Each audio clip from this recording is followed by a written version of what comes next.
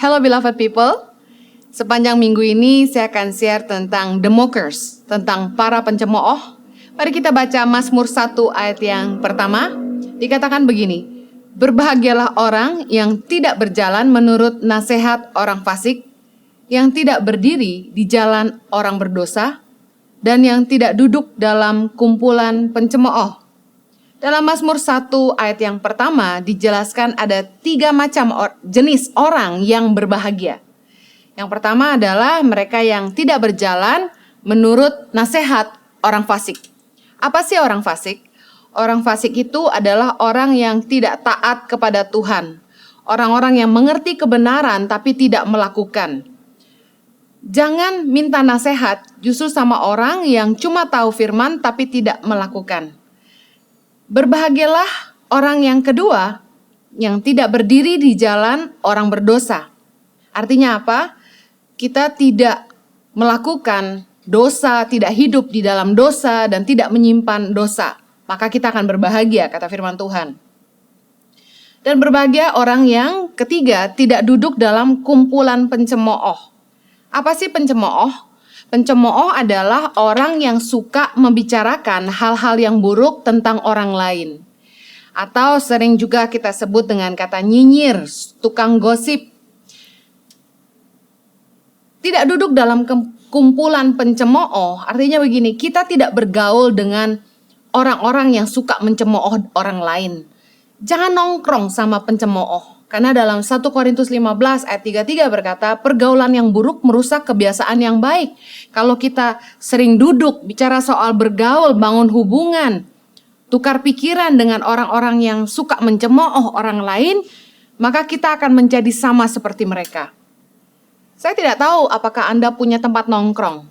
Orang-orang yang sering Anda ajak bicara, orang-orang yang dimana Anda kerap kali berjumpa, tukar pikiran, nongkrong bareng.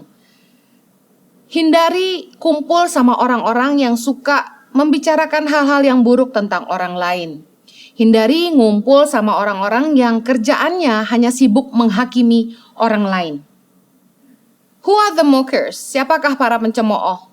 Kata firman Tuhan dalam 1 Timotius 5 ayat 13, lagi pula dengan keluar masuk rumah orang, mereka membiasakan diri bermalas-malas, dan bukan hanya bermalas-malas saja, tetapi juga meleter dan mencampuri soal orang lain dan mengatakan hal-hal yang tidak pantas. Jadi biasanya orang-orang yang suka ngomongin orang itu orang-orang yang gak punya kerjaan. Saking gak ada kerjaan, mereka kalau nongkrong-nongkrong cuma males-malesan.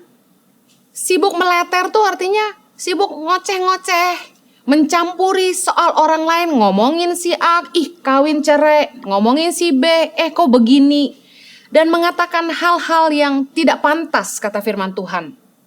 Makanya saya sarankan sebaiknya jangan nganggur dan jangan ngumpul sama orang-orang yang gak punya kerjaan. Karena pada akhirnya kita akan terjebak ngumpul-ngumpul yang gak penting dan ngomongin yang gak penting-penting. Urus campur urusan rumah tangga orang lain, ngurusin hidup orang lain yang gak ada urusannya sama kita.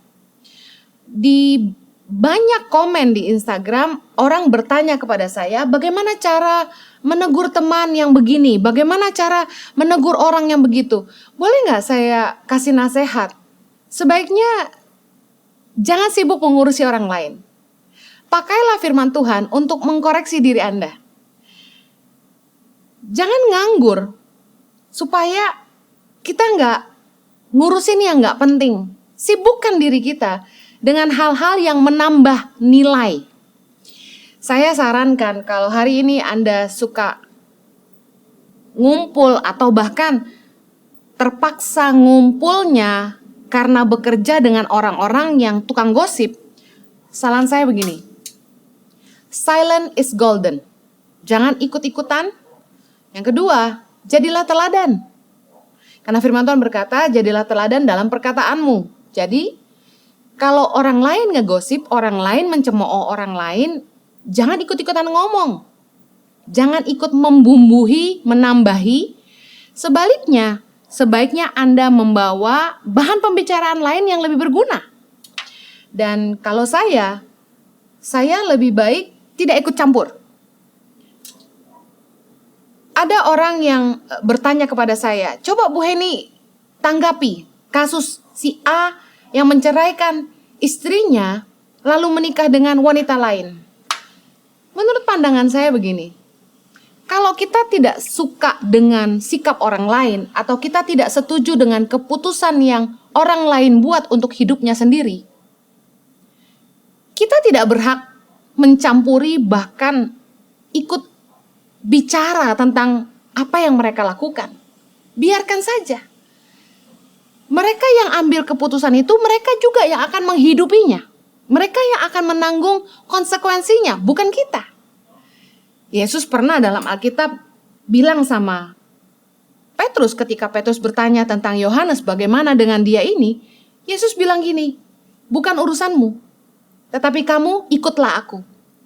Jadi saran saya begini, jangan sibuk ngurusin orang, jangan jadi pencemooh. Kalau saya begini, kalau orang itu nggak bisa jadi teladan lagi buat saya, ya lebih baik saya unfollow Instagramnya daripada saya ikut mengomentari dia. Jadilah teladan, jangan duduk dalam kumpulan pencemooh, jangan bergaul dengan orang-orang yang suka gosip, tapi terus jaga perkataanmu supaya Anda tetap positif. Have a blessed day, Tuhan memberkati. Live a better life.